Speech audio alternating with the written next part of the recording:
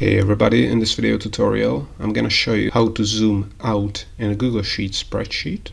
So as you can see, we are really zoomed in on this Google Sheets spreadsheet, so we cannot really see a lot of cells at once. So fortunately you can zoom out in a Google Sheets spreadsheet, and there are basically three ways to do it.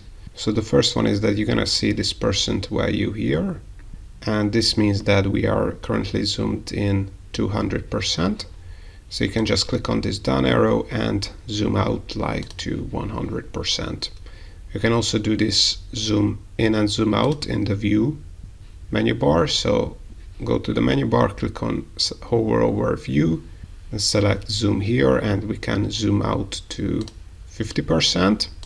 And this is the minimum value here. So as you can see, I couldn't go down to 10%.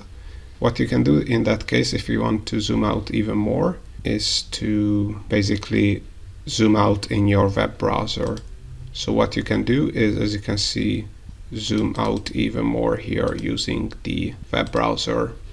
So notice how to zoom out in a Google Sheets spreadsheet.